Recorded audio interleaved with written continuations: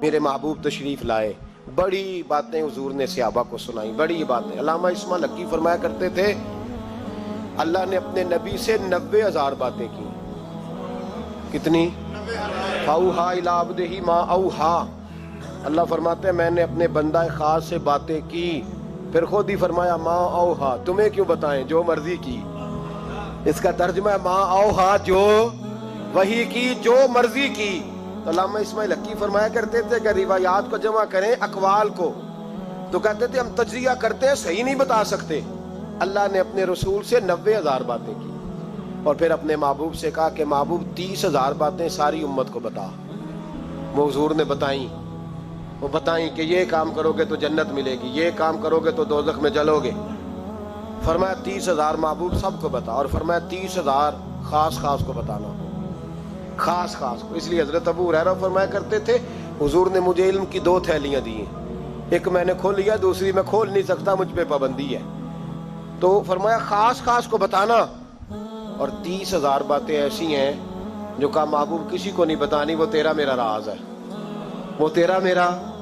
بزرگ بڑے نیک تھے، ہمارا بڑا فائدہ کرتے تھے۔ علامہ اسماعیل حقی فرمایا کرتے تھے وہ جو اللہ رسول کا راز ہے نا، وہ بھی سمجھ لو ہمارا کوئی فائدہ ہی ہے، اس میں بھی جو کرم ہے وہ ہمارے لیے ہی ہے، اس میں جو خیر ہے اس میں امت کو ہی حصہ ملے گا۔ میرے محبوب پاک صلی اللہ تعالی علیہ وآلہ وسلم نے ان باتوں میں سے کچھ باتیں بتائیں۔ جب انسان پر محویت طاری ہوتی ہے نا، محویت، تو بہت ساری چیزیں وہ بھول جاتا ہے، بہت ساری چیزیں۔ کچھ اوقات ایسے ہوتے ہیں جن میں لوگوں کو احساس ہونے لگتا ہے کہ میں کوئی بلا ہوں، پھر اس کو بچپن کے دوست بھی بھول جاتے ہیں، رشتہ دار بھی، اور کچھ کیفیت ہوتی ہے، ایک وقت ہوتا ہے عروج کا، ایک وقت ہوتا ہے عروج کا، جب آدمی بھولا بیٹھا ہوتا ہے، اسے کوئی اس وقت کیفیات ہوتی ہیں۔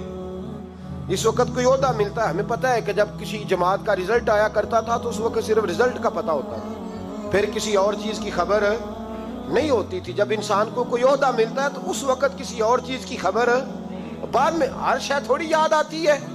میرے رسول پاک علیہ الصلوۃ والسلام وہاں پہنچے جہاں کوئی پہنچنے کا تصور بھی نہیں کر سکتا، اس عہدے پہ جہاں کسی کے دل میں سوال بھی نہیں پیدا ہوتا۔ حضرت موسیٰ نے تو ایک تجلی دیکھی تو بے ہوش ہو گئے، اور حضور فرمانے لگے میرے دائیں بائیں تجلیاں ہی تجلیاں تھیں، نور ہی نور تھا، آگے پیچھے دائیں بائیں۔ اور فرمایا رب کریم نے مجھے اپنے حریم خاص میں بلایا، اور پھر میں نے اپنے رب کی حمد کی، اور میرے رب نے مجھ پہ درود بھیجا۔ اب محبوب فرمانے لگے بڑی باتیں ہوئیں، پھر رب کریم نے کہا او میرے محبوب کے غلاموں، یقین کرو ہم سب کا شکریہ ادا کرتے ہیں، ہم نبی پاک کا شکریہ اگر ادا کر نہیں نہ سکتے تو ہم کوشش بھی نہیں کرتے، اتنا تو ہونا کہ 200-400 بار درود شریف ہی روز پڑھ لیں۔ فرمایا رب کریم نے کہا محبوب کوئی بات، تو حضور فرماتے ان تجلیوں میں جہاں حضرت موسیٰ جیسے بے ہوش ہو گئے مجھے بھولا نہیں۔ میں نے کہا مولا میری امت پہ رحم فرما، اے اللہ میری امت پہ۔ حضور فرماتے ہیں رب کریم نے کہا 70,000 بغیر حساب کتاب بخش دوں گا۔ میں نے کہا یا اللہ تھوڑے ہیں۔ فرمایا ہر رمضان کی رات میں 70,000 بخش دیا کروں گا۔ مولا تھوڑے ہیں، لیلۃ القدر آئے گی تو جتنے پیچھے بخشے ملا کے بخش دوں گا۔ یا اللہ تھوڑے۔ کوئی نہیں اتنا کسی کے لیے بحث کرتا، کوئی نہیں اتنا کسی کے لیے گفتگو کرتا، کون ہے بس ٹھیک ہے سفارش کر دی، میں نے ٹیلی فون کر دیا، مجھ سے جھکا نہیں جاتا، لوگ اتنا ہی کہتے ہیں۔ لیکن محبوب فرماتے ہیں میں نے عرض کی مولا زیادہ کر، تو کہتے رب کریم نے رحمت سے فرمایا، کہا محبوب چل سودا کر لے، آدھی امت کا میں حساب ہی نہیں لیتا، بغیر حساب کتاب بخش دوں گا، چل آدھی کا تو حساب کرنے دینا، آدھی کا۔ تو محبوب فرمانے لگے مولا تو ساری کا حساب کر، میرے ساتھ ایک وعدہ کر، مجھے سفارش کرنے کا حق دے، مجھے سفارش کرنے کا حق دے، میں سفارش کروں۔ عسیٰ ان یبعثک ربک مقاما محمودا۔ تو پھر رب کریم نے فرمایا محبوب جا میں تجھے مقام محمود عطا کروں گا، تو وہاں کھڑے ہو کے بات کرنا۔ میرے رسول فرماتے ہیں پھر وعدہ ہوا وَلَسَوْفَ يُعْطِيكَ رَبُّكَ فَتَرْضَىٰ، محبوب رب آپ کو اتنا دے گا کہ آپ راضی ہو جائیں گے۔ اور مسلم میں لفظ ہیں، خوش ہونے والی بات سنا رہا ہوں، مسلم میں لفظ ہیں۔ ایک صحابی کہنے لگے حضور پھر آپ کب راضی ہوں گے؟ نبی پاک فرمانے لگے اس وقت جب میری ساری امت جنت میں چلی جائے گی، मैं उस वक़्त अपने रब से अब करने का काम ये है कि मुसलमान खोल के दुरूद शरीफ पढ़ा करें। हुजूर के बारे में कभी ख्याल ना लाओ, कभी भी।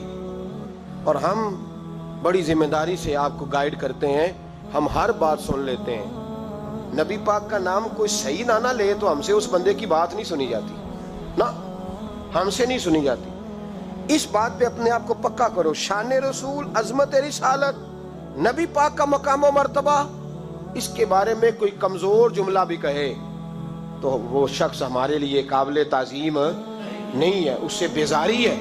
हुजूर को अल्लाह ने बड़ी शान अता फरमाई।